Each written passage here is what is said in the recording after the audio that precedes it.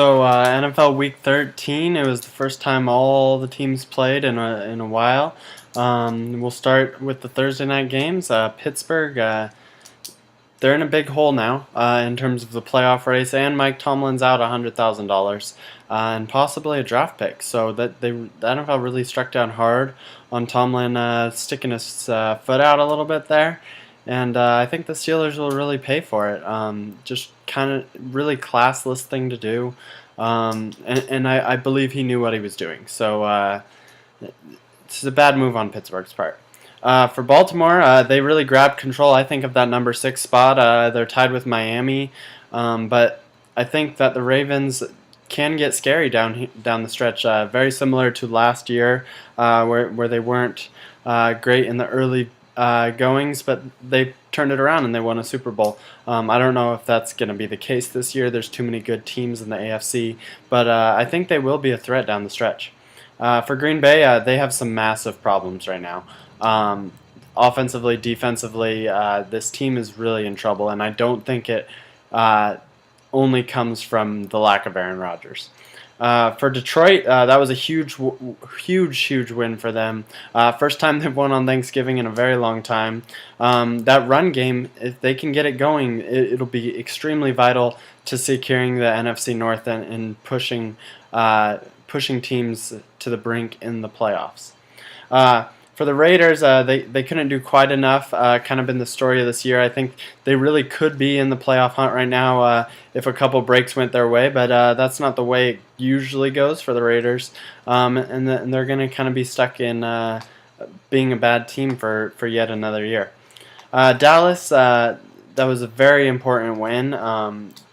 Keep them alive in the NFC East fight. I think there's a better team than the Eagles, but I think it'll be very scrappy down the stretch. For New England, they looked like they were in trouble, but the Patriots and Bill Belichick, they know how to win football games, and that's extremely important. Come playoff time, they know how to get it done. I'm no worries about the Patriots. I think they have a complete game. Their run game could use a little bit of help, but offensively, defensively, very good team. For Houston, I really think they need to keep Case Keenum as their quarterback for the future. I know a lot of people are saying they should draft somebody in the first round, but I really think Case Keenum has something, and I think he showed it this year. And I don't think you waste a pick on a quarterback so high when you have the chance to take a lineman or somebody else in the area of need. Chicago, that defense is awful. It's really bad, and that's really weird for the Bears. Usually built around defense, but I think they wanted the offensive coach in Trestman, and I think that really cost them. For Minnesota, they should have learned their lesson the last couple of years, but they're figuring it out now. Give the ball to Adrian Peterson, and you win football games. Unfortunately, it's a little too late this season, but if they can stick to that tactic next year, I think they'll be very good. For Arizona, they were on the wrong end of a close battle, and that happens sometimes. They're a very good team. They played very well, but sometimes you lose games. For Philadelphia, I think they're for real. I've had my doubts about Philadelphia, but extremely, extremely big win. And I think Chip Kelly really has something going here, and I'm excited to see how it plays out between them and Dallas in the playoff race. For the Buccaneers, don't get ahead of yourself. Panthers are obviously the better team. I think they had some hope going into the game, and that shows a lot to kind of how Greg Schiano's rebounded the last few weeks after a terrible start. But they were really just outclassed. They don't quite have the talent level yet to compete with the big dogs. For Carolina, I think they're the third best team in the NFL behind Seattle and Denver. I think their quarterback plays good, their running's good, their defense is awesome. I think a really, really fantastic complete team.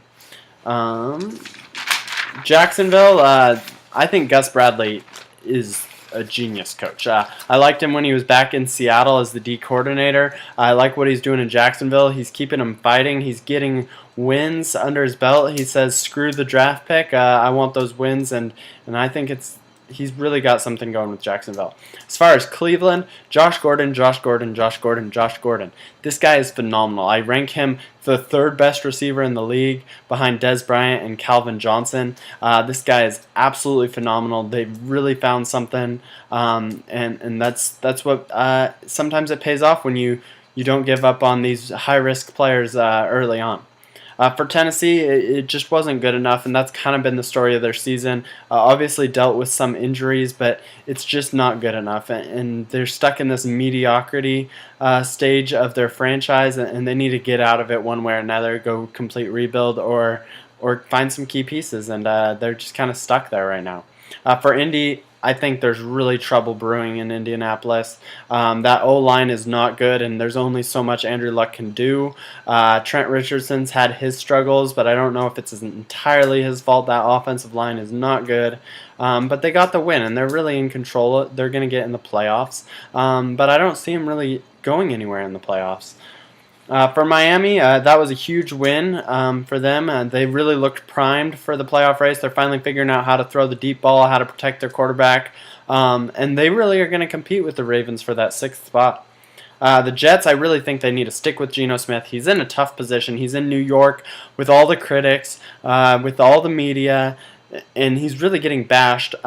He's in a tough situation. He doesn't have a great team around him. He doesn't have great receivers, and he has a coach that I don't think really truly believes in him, and really hasn't since the start of the year. Sanchez was his man, and I think he's really in a tough position, but I think if they stick with Geno Smith, he will eventually develop. He's a raw quarterback. That's the way they drafted him. That's what they expected, so I don't know why they're expecting more out of him now.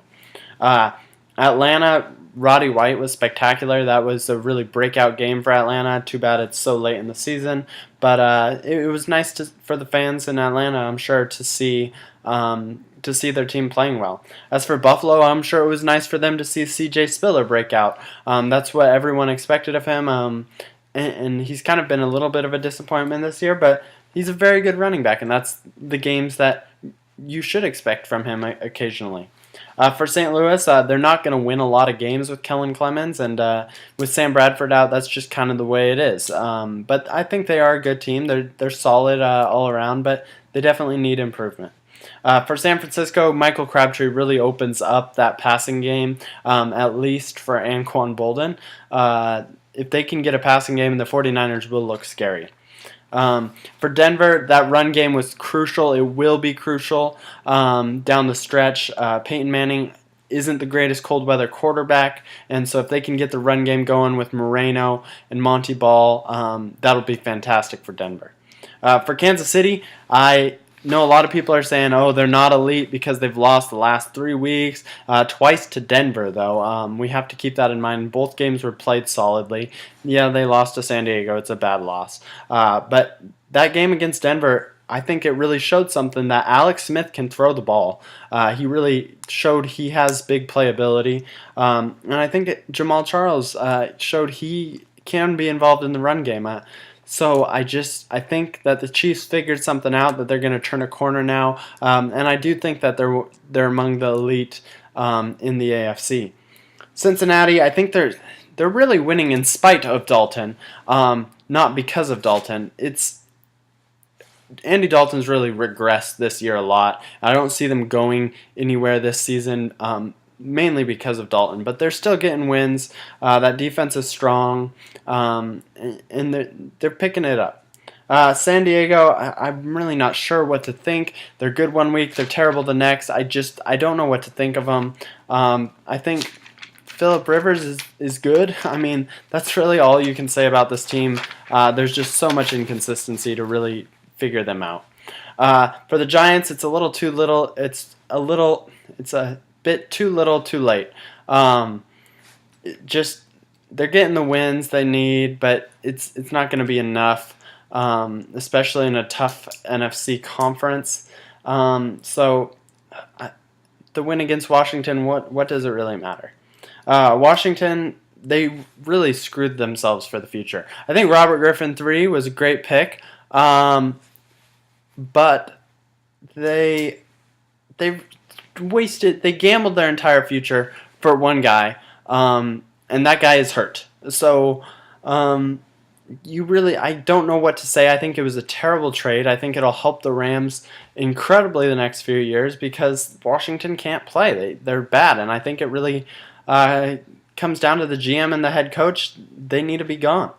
New Orleans, I think they showed they can't play on the road, and especially on a Monday night in Qwest Field, that's a very tough place to play, and it gave them a little bit of a playoff atmosphere. If they end up meeting Seattle in the playoffs, it will be in Seattle, and it really showed that they're not on Seattle's level. For Seattle, that was a huge statement win, saying, we have home field advantage. We are going to the Super Bowl because if the Seahawks have home field advantage in the playoffs, you saw in primetime games, they're very good, very, very good, and at home they're very good, and that's what their playoff road is going to be like now. I think they're going to coast into the Super Bowl this year. That's it for what we learned in NFL Week 13. Follow me on Twitter. Check out the blog. You know what's up.